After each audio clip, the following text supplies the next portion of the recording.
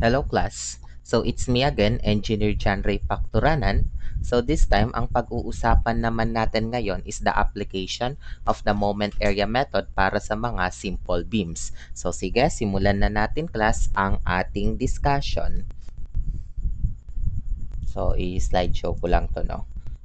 So according dito, determining the slope and deflection at any point of the simple beam using the moment area method is challenging compared to the process for cantilever beams because most of the time the slope of the elastic curve at the location of the support is not equal to zero. So di ba nga last time kung maalala nyo sa ating analysis sa mga cantilever beams, ang utilize natin is yung mga boundary conditions sa fixed support. So those are the slope at that point is equal to 0. Might as well its deflection is equal to 0. Kaya ang nangyayari since horizontal ang slope class sa fixed support, kung ano yung deviation ng any point from that with respect to the slope at the fixed end, so automatic yun na ang deflection.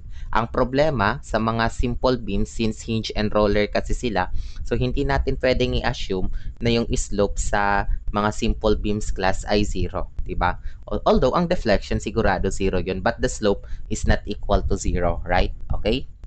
So dito, for simple beams, the procedure for solving the deflection at any point of the beam is listed below. So ito yung mga susundin natin class na process para malaman natin yung deflection ng beam. So kung papansinin nyo, ang nakalagay lang is deflection kasi napaka-impractical nang gamitin ang moment area method class sa paghahanap ng slope ng mga points sa elastic curve ng beam. So more on deflection lang talaga ang tututukan natin ngayon dito class. So sige. Assume there is a simple beam class whose support are located at A and B and the problem requires to solve the deflection at any point C in the beam. So, i-drawing natin yun, no? Halimbawa, ito yung ating simple beam class.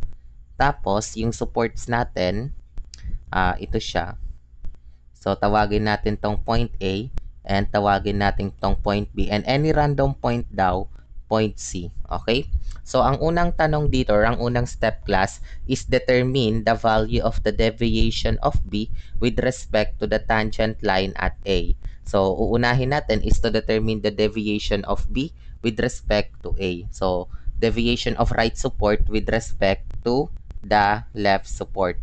So, ang sunod na hanapin natin is the value of the deviation of that point with respect to the slope at that left support. So, deviation of C with respect to the left support. Okay? So, after natin mahanap yung dalawang deviations class, ang gagawin natin is i-sketch natin yung qualitative elastic curve of the beam and the tangent at support A and place the deviation in the figure. So, lastly, kapag natapos na natin tong unang tatlong steps, using ratio and proportion, solve for the deflection at C. So, ito ang mangyayari class kung ito yung ating elastic curve. Tapos, ito yung tangent sa point A. So, di ba automatic. So, ito yung point B natin. So, this will be the deviation of B with respect to A. Tapos, ito yung sinolve natin sa step 1, right? Tapos, sa step 2, pinasolve tayo ng deviation of C with respect to A. Kaya lang, ang kailangan natin is the deflection of C class, no? So, kumbaga, sa pagkakataong ito, the sign does not matter na nga dito class eh. Hindi na natin ito mahanap kung positive pa siya or negative. So, tingnan mo na lang kung upward siya or downward. So, ang mangyayari dito class by ratio and proportion. So, di ba for this first triangle, YC plus the deviation of C with respect to A is to X sub 1 equals deviation of B with respect to A is to X sub 2. Okay? So, kumbaga, unlike doon class sa double integration method, at the same time, no, doon sa, sa moment area method for cantilever beam na kapag negative, alam mo agad na pababa siya. Ngayon class, wala. Nakadepende ka talaga sa kung paano mo in-sketch yung ating elastic curve. Okay, no? So, kumbaga, hindi na dito class lalabas na automatic negative yung sagot. Para mas maintindihan nyo yung gusto nyo kong ipag-point out dito, subukan natin class sagutan itong isang example. Ito siya. By the way, nakalimutan kong basahin ang nakalagay dito class, the rules are still applicable for simple beams with overhang. So even the beam has overhangs, pwede pa rin natin gamitin yung unang apat na methods. So sige, siguro simulan na natin class yung pag-solve. So according dito sa example number 9 natin, the steel beam is loaded as shown below. So the cross section of the beam is 200 mm by 300 mm. Take note that the modulus of elasticity of the steel is 200 gigapascal. Okay, so ito yung beam natin. Napakasimple lang naman niya. So, unang tanong, determine the deflection at B. And pangalawang tanong, determine the deflection at the midspan of the beam. So, ulitin ko, tingnan nyo ang mangyayari dito. Walang tinatanong class na slope kapag simple beams kasi nga napaka-impractical hanapin ng slope at any point of the simple beam using the moment area method. Mas magandang gamitin pa rin ang double integration method sa paghahanap ng slope, saka later on the conjugate beam method. So anyway, may nakaragay din na note na compare your answers to the example 1 for chapter 8, the double integration method. Kasi last time, sinolve na natin tong beam na to using the double integration method. So again, if you want to watch my process here kung paano ko siya sinolve using DIM, you may just visit my channel, then look for the playlist for the double integration method. So anyway, back to the discussion na tayo. Punta tayo sa OneNote class. So, actually, I already placed the questions here. So, ang gagawin natin, ang unang step class is hanapin muna natin yung flexural rigidity class nitong beam natin. So, remember from statics of rigid bodies or kung saang branch of engineering science nyo to nalaman, the formula for the moment of inertia is BH cubed over 12 pagdating sa mga rectangles. So, hanapin muna natin yon. So, according sa problem, the cross-section of this is 200 by 300, right? So, i-consider natin yan. So, just substitute 200 by 300 cube all over 12. So, the moment of inertia class is equal to, so, computein natin. Ang sagot ay 450 times 10 to the 6, diba? Times 10 to the 6 mm to the 4th. On the other hand, the modulus of elasticity of the beam is 200,000 or 200 gigapascal pala. Pero, it is just the same class with 200,000 megapascal or simply 200,000 Newton mm squared. Okay? So, therefore, pwede na natin class malaman yung flexural rigidity natin simply by taking the product of these two. So, 450 pala to, hindi 456 ha. So, 450 times 10 cubed. No? So, just substitute 200,000 Newton per mm squared multiplied natin ng 450 times 10 to the 6 mm to the 4th. Okay? So, ayan siya. 450 10 to the 6, then multiplied natin ng 200,000. So, ang sagot natin ay 9 times 10 to the 13 Newton per mm squared. Sorry. Mali yung unit ko, class. No? So, ilagay natin siya as 9 times 10 to the 13 Newton mm squared pala. So, yun pala ang unit nito, no? Mm squared. Well, of course, conversion factor, 1 kilonewton as 1,000 newton. At the same time, class, no? 1 meter, 1,000 mm na naka-squared in order to cancel out these units kasi napaka-impractical naman nito, di ba? So, katulad nga yung naturo ko, you can simply divide this by 10 to the 9th, okay? So, the answer will be 90,000 kilonewton meter squared. Okay? So, ito na class, ang gagamitin natin na flexural rigidity of this beam. So, the flexural rigidity nga is 90,000 kilonewton meter squared. Okay, so sige, proceed na tayo class sa actual analysis. So, according dito, no, Ang unang step naman, of course, is computin nyo yung support reactions. Kaya lang, sobrang basic naman na nito dahil simply supported beam with a span of 8 meters. So, automatic tig 100 kilonewton ang each support. So, ang next step is i-sketch natin class yung moment diagram by parts niya. So, siguro, sa point B ako maglalagay ng fixity kasi yung unang tanong class is determine the deflection at B. Okay? So, sige, lagay natin class yung fixity sa B. Then, just draw the moment diagram. Huwag kang mag-alala, madali din naman to. So, unahin muna natin yung nasa kaliwa class. So, of course, dito muna tayo sa distributed load. So, that will be 25, right? So, 25 times 2 times 1. Okay, so this will be 50. Sobrang ano naman. So, this will be negative 50. So, on the other hand, meron tayong reaction na i-consider as 100 times 2. So, that is 200. So, 200. Erase ko lang to.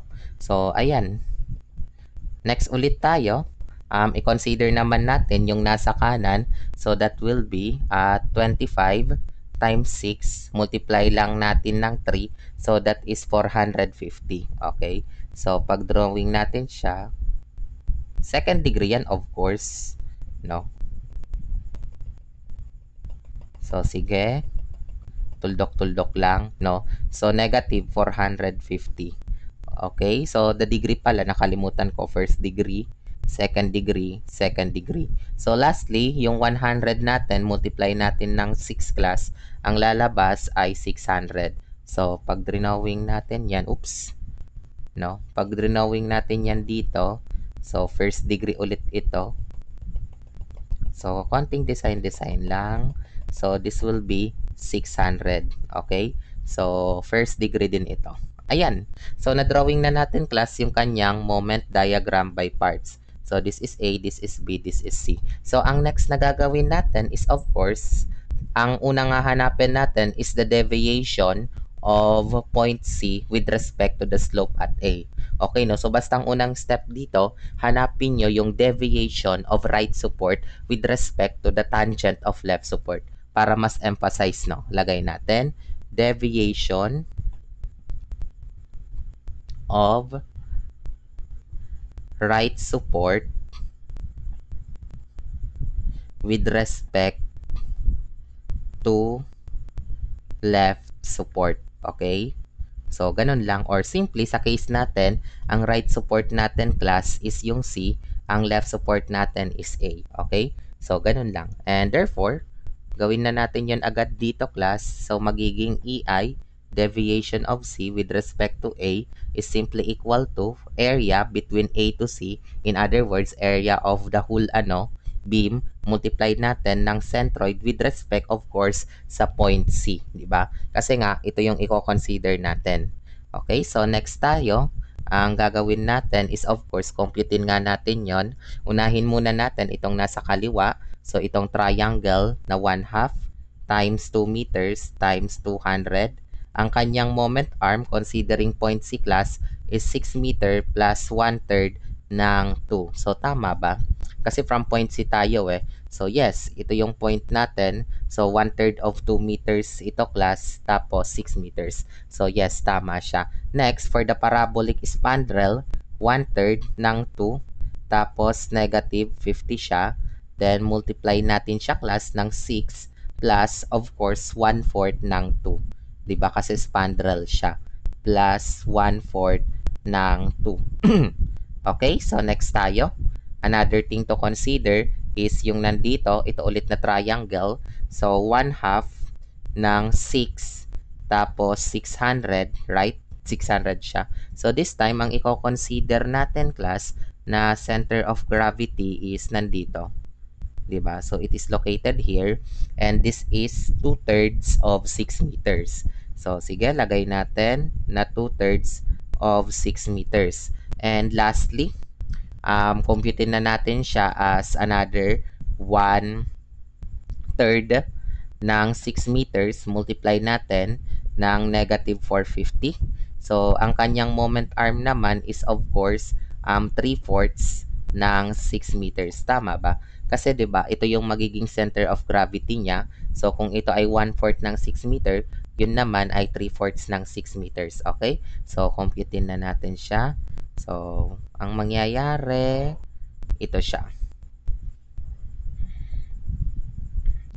So yun, compute as 1/2 ng 2 tapos 200 times 6 plus 1/3 ng 2. Okay, plus 1/3, multiply natin ng 2, negative 50, tapos 6 plus 1/4 ng 2, plus for the case of rectangle, 1/2 ng 6 times 600, multiply natin ng 2/3 ng 6, right? So, or simple, 4 lang naman to. Hindi na siya kasya. So, i-ans ko muna to. Plus 1/3 ng 6, negative 450. Tapos, 3/4 ng 6. Okay. So, ang sagot natin ay 12,800 over 3. Okay, 12,800 over 3. Dito class, expected talaga to usually na positive ang mahahanap mong deviation. Okay? So, yun na muna. Ilagay na muna natin yan. Well, of course, the actual deviation class is always 12,800 over 3. So, kahit ilagay ko siya dito, no, yung actual talaga na deviation of C with respect to A is equal to 12,800 over 3 all over EI. So, yan naman talagang sagot. Pero siguro, mamaya na lang natin yan gamitin, no? So, next step tayo is, of course, the deviation. Di ba? Palitan ko ng kulay para mas, hahanap ulit tayo ng deviation of yung point C na mismo with respect sa left support, no? With respect to left support. Okay. So, ang mangyayari, kung kanina class with respect sa left support, ganun din dapat ngayon. So, this time, hindi pala C, B na pala. Deviation of point B. So, kasi yung point B yung aalamin natin class, yung deflection niya. So, sige. So, this time, ang concern na natin dito is deviation of B with respect to A. So, paano natin yun kukumputin? So, EI, deviation of B with respect to A is simply yung area lang sa gitna ni A saka ni B multiplied natin ng centroid with respect sa B. Tama ba? Yes. So, ito lang class na dalawa ang i-consider natin ngayon. Itong nandito, from B to C, i-ignore natin siya ngayon. So, therefore, ang mangyayari, unahin ko yung triangle, 1/2 ng 2 times 200. So, ang kanyang moment arm will be 1/3 ng 2. Tama ba? Yes, that will be 1/3 of 2 class. On the other hand, meron pala tayo ditong isa pa. So, for the spandrel naman, that will be equal to 1/3 ng 2 tapos negative 50. Then, multiplied natin to class ng, of course, this will be 1/4 ng 2. Tama ba? Check natin. Yes, this must be 1/4 of 2 meters class. So, of course, pag kinompute natin yan, ang magiging sagot is 1/2 ng 2 times 200 times 1/3 ng 2. Then, next tayo, 1/3 ng 2, negative 50. So, 1/4 ng 2. Okay? So, ang lalabas dito, class, ay 350 over 3. Well, of course, alam ko naman na talagang ang deviation B with respect to A is 350 over 3 all over EI. So, sige, ayan na siya. So, kung susundin natin, class, yung mga steps, ang magiging pangatlong step nga is i-sketch natin yung elastic curve niya. So, napaka-importante nung elastic curve natin dito, class. Okay? So, sige. Gawin na natin yon 3. Elastic curve. So, this time, ang mangyayari, ito halimbawa yung beam natin, 8 meters siya, right? 4, 5, 6, 7, 8. Okay, so nandito siya. Tapos, next, ilagay natin yung supports. Ito yung A. Tapos, ito yung C. And of course, we are concerned din sa point B. So, ang rule is, i-sketch natin class yung kanyang elastic curve. Oh, pwede na to. Oops, sorry. Basta may sketch ka lang, class, okay na yan.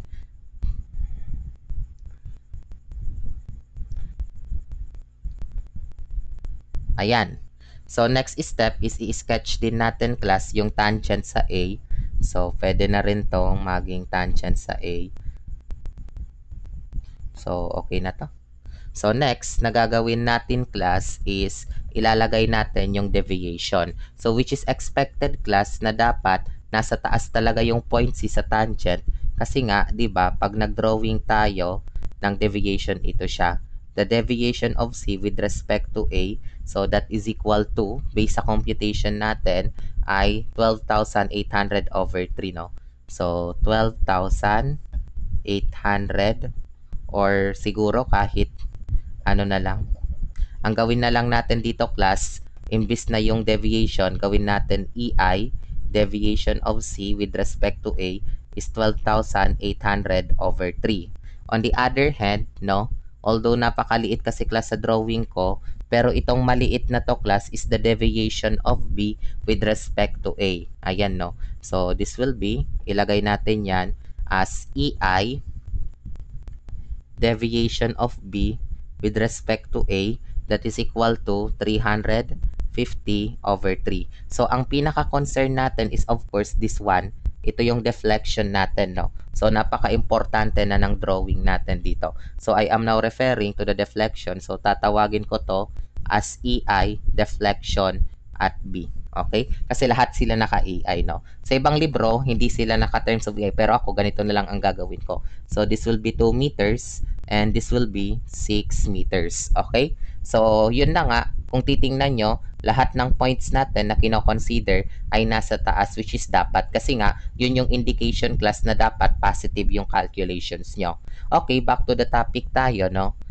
I-compute na lang natin ito. Ang step 4 nga, according doon, is using simply ratio and proportion, class. Okay? So, using ratio and proportion, ang mangyayari, pwede mong sabihin na yung EI, deflection at B, plus 350 over 3 all over 2 meters. Tama ba? So, ito, no, I am referring to this small triangle.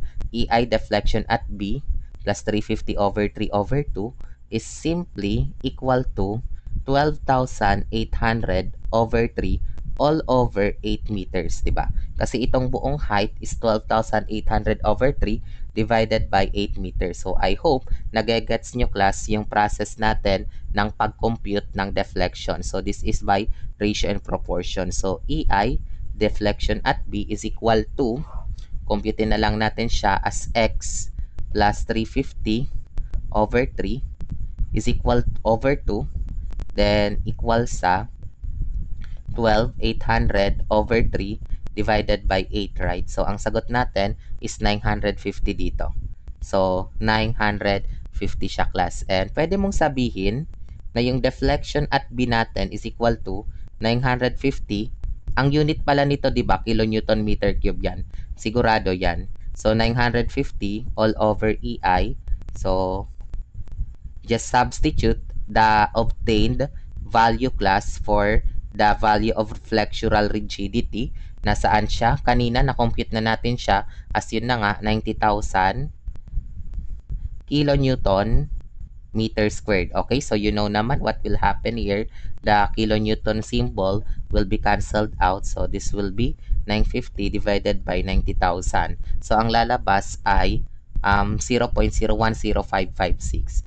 0.010556 meter, or the deflection at B nga is 10.556 millimeters. So, ito yung gusto kong i-point out, class. Sa area moment method for simple beams, wala kang makikitang positive at the same time negative answers. Lahat ng makikita nyo, class, ay positive nga kasi nga yun yung nagiging result class ng ratio and proportion natin. Kung double integration, di ba dapat expected mong negative siya dahil downward siya. Ang nangyari class ngayon, wala kasing, hindi mo to mapapa-negative. So, nilagay mo na lang na based sa inyong analysis that is downward. So, ilagay mo na lang class as symbol na naka-downward siya. So I hope no that is clear sa ating Ulitin ko, kaya nga medyo hindi ko trip ang area moment kapag simple beam dahil hindi mo class bukod sa ito yung reason kung bakit hindi ko nga siya trip. Bukod sa dalawang beses ka magde-deviation, at the same time, yung deflection, wala eh. Kailangan mo pang hulaan kung baba siya or taas, di ba? So kasi nga lahat yan magiging positive class, no? Ulitin ko, lahat ng numerical values dito positive. Unlike, di ba, sa double integration method na pag negative, wala nang isip-isip pa, wala nang sketch pa. It means bumaba talaga class yung elastic curve. Okay? So dito nga, nakadepende to sa assumption. Kasi nga, kung ang pag-drawing nyo pa ng elastic curve ay mali, talagang magiging mali pa ang ratio and proportion nyo. So these are some of the things that disadvantages for the area moment theorem. Pero going back to the chapter 8, no? We need to check if tama nga siya. So this is the example number 1 class. So I am just I will just go to the summary. So the deflection at B is negative 10.56 mm. So it means nga downward talaga siya. Okay? So next tayo. Ano pa ba yung isang tanong?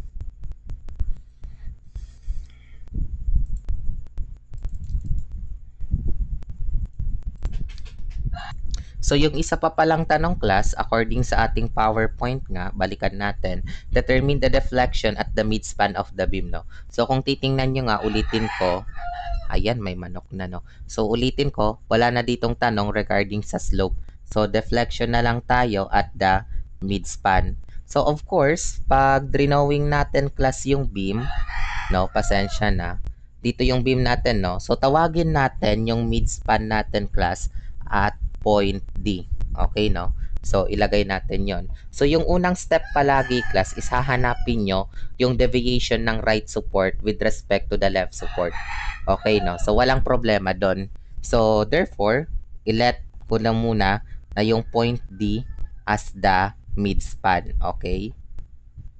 So, kung susundin natin, class, yung mga steps, una, hanapin nyo muna yung deviation ng C with respect to A, or simply the deviation nga of the right support with respect to the left support. And this time, we don't need to compute, class, no?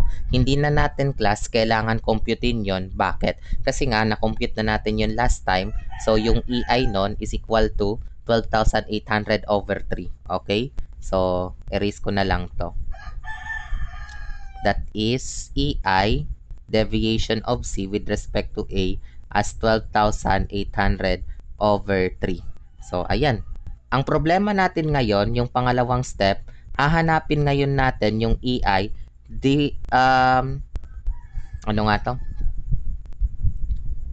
Deviation of D with respect to A. Kasi nga, yung point D naman na class, yung concern natin. We are now concerned here. So, therefore, kailangan na natin ito. Pero kung titingnan mo, class, yung figure, malamang, di ba nga, ang formula natin for EI deviation of D with respect to A is area from AD multiply natin ng centroid at D. So, automatic, ito yung formula niya, class. But if you can observe, itong ating unang figure for the moment diagram by parts, napaka-complicated, class, kasi di ba, ikakat mo siya sa point D, ang mapoproduce dito is mahirap, class, na shape. Di ba? So, I mean, I am referring to this one, no? Kasi ang concern nga natin is yung area between A to D. Ito na. Kasi yung una, okay lang, walang problema. Pero dito, sa pangalawa, class, ito na yung concern. Paano natin mahahanap yung area o yung moment area from A to point D? Yun yung problema ngayon. Sa tingin nyo, paano?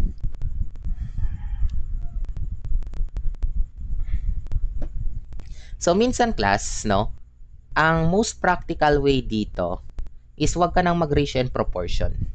Ano sa tingin niyo ang pinaka-practical? Minsan, ang pinaka-practical dito, class, is gumawa ka na ng bagong moment diagram.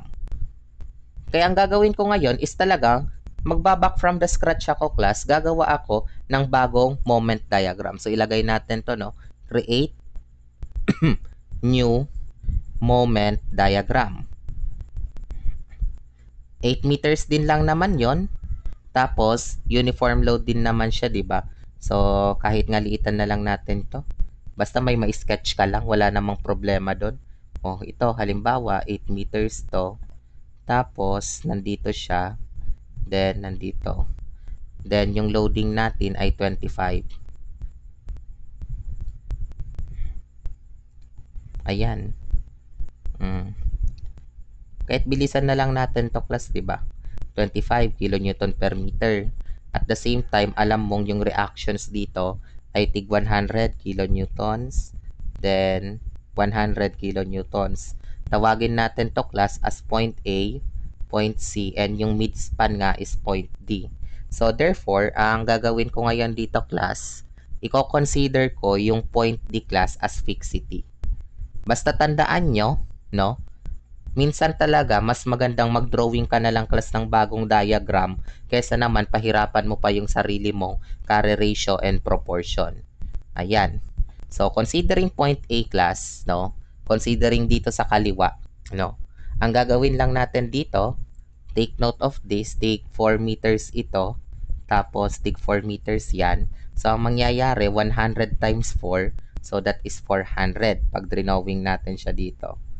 Ayan siya, 400. Okay, so 400. On the other hand, ito pa class, no, na distributed load. So, medyo binibilisan ko na dito. 25 times 4 siya. Tapos, ang moment arm niya ay 2. So, this will be 200. Okay. So, although negative siya. So, ito yung magiging area niya.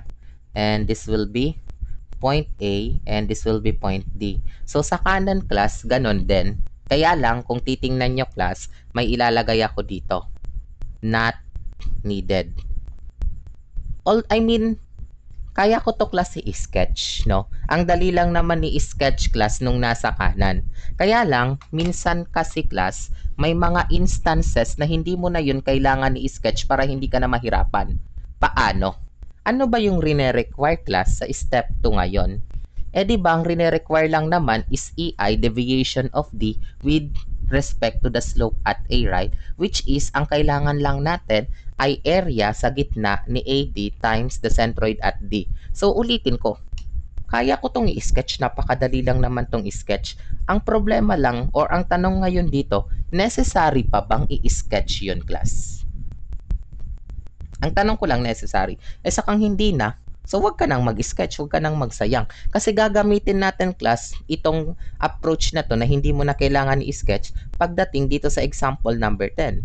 Halimbawa, magkakat ako sa A, ang kailangan ko lang itong nasa kaliwa. Kakat ako sa B, kailangan ko lang sa kaliwa. Magkakat ako sa C, kailangan ko lang sa kaliwa. Kasi nga minsan, ulitin ko, mas magandang gumawa ka na lang ng moment diagram pero hindi ko naman sinabi class na gawin mo yung buong moment diagram. Minsan, ang kailangan mo lang is yung moment diagram na needed mo for analysis. So, I hope no that is clear. So, this time, at least ito needed na lang natin to. Kaya na natin class mahanap yung EI, deviation of D, with respect to the slope at A. Okay? EI, deviation of D, with respect to the slope at A. So, unahin na natin yung triangle that will be 1/2 times 4 times 400. So, since point D class ang reference natin, this will be 1/3 of 4. Okay? Another thing to consider is 1/3 ng 4, negative 200, pero ang kanyang moment arm ay 1/4 ng 4. Okay? So, I hope that is clear, di ba? Dahil yung moment arm niya or yung center of gravity niya is nandito. 1/4 of 4, 1/3 of 4. So, napakadaling computein nito ngayon. This will be EI, deviation of D, with respect to A. I expect this to be positive class. Kasi nga, kung titingnan natin yung dating figure, ito class for the elastic curve. So, dapat ito yung deviation. Pero anyway, sige, compute na lang tayo. Ang mangyayari dito ay 1/2 ng 4 times 400 tapos 1/3 ng 4. Then, another thing is 1/3 ng 4 tapos negative 200 then 1/4 ng 4.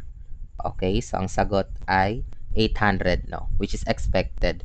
800 kilonewton meter cube. So ulitin ko lang yung gusto kong i-emphasize dito.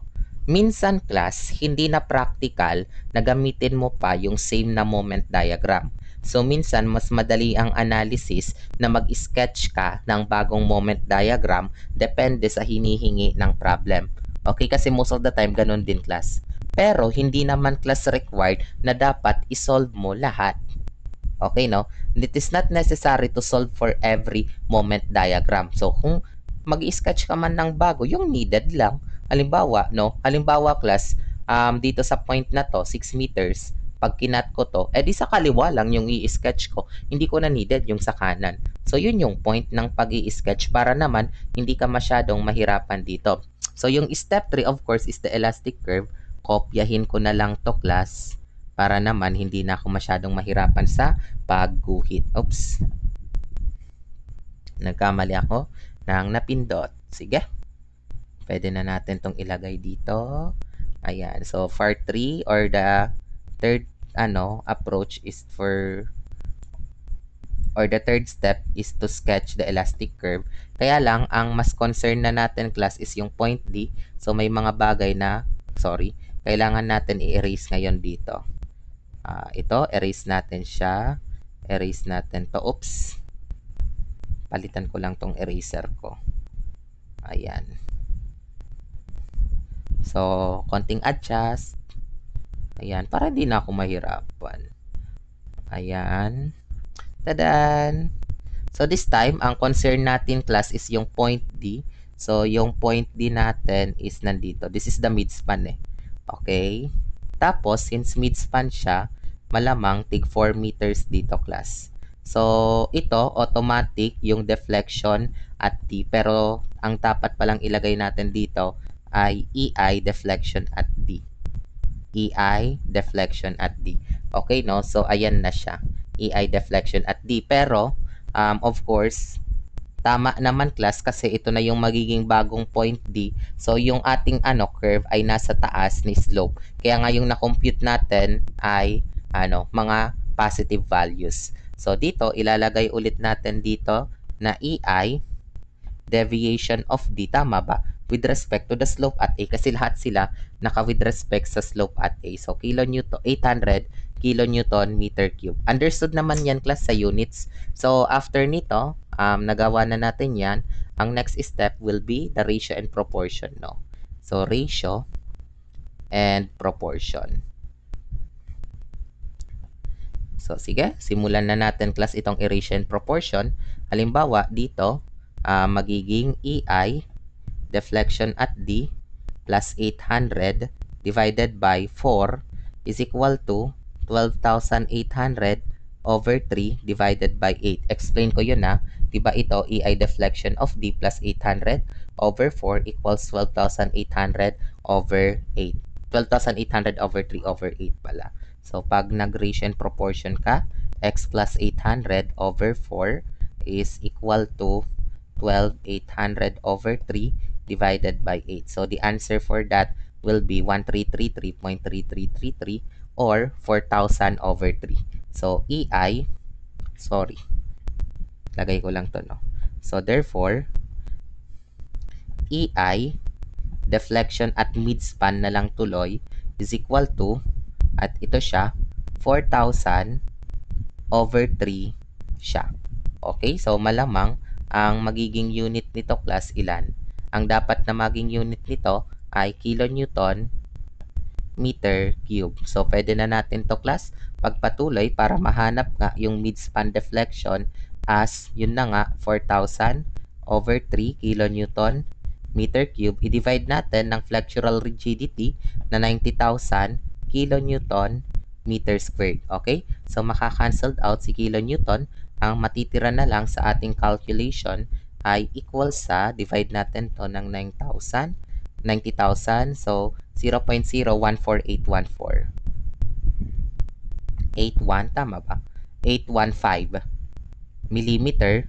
Or, pwede na natin dito i-conclude na yung midspan deflection natin ay equal sa 14.5 0.815 millimeter pero i-identify or i-indicate nyo class na downward siya based sa drawing. So ito na nga ang disadvantage niya. Hindi nakalagay sa mismong algebraic calculation natin na negative siya. So ilalagay mo na lang class sa final answer na bumaba siya. So check nga natin ulit siya using the double integration method. So from chapter 8, ito siya class. The deflection at the midspan or yun na nga is negative 14.81 mm. So based sa ating calculation ngayon, yun na nga nagre-reflect siya class. 'Di ba sa double integration, ang ibig sabihin ng negative ay downward. So ngayon using the moment area theorem, ang na-compute natin class ay 14.815 mm na negative. So tama class ang analysis natin. So to summarize this problem, para ilagay na natin yung final answer. Yung unang tanong is the deflection at B. So, the deflection at B class is 10.556 mm downward. Please indicate na downward siya, 556 mm na downward to. However, for choice B, ang deflection natin sa midspan is equal to 14.815 mm na pababa din. So, ayan. So, napakaraming,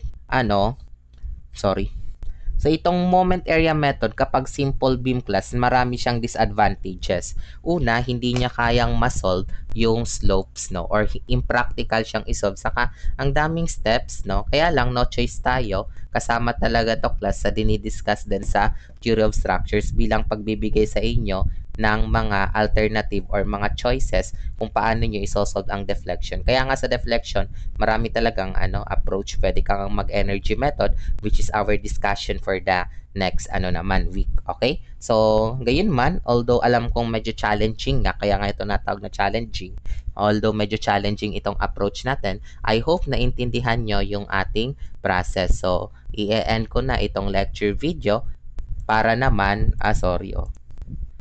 nanonood din pala ako ng sa Blackpink. So, i-end ko na tong video na to class para ma-solve natin itong example 10. May advantage din naman class yung moment area method sa simple beam kapag non-prismatic yung section kasi mas madali siya as compared sa double integration method. Pero overall talaga para sa akin, ang god tier o yung pinaka versatile na method is the double integration method kasi sa DIM class kaya niyang ma-solve yung maximum deflection ng mga beams. Sa moment area kasi hindi niya kaya. So, yun. Goodbye class, no? And ingat na lang kayo, no, sa panahon ngayon. So, bye-bye!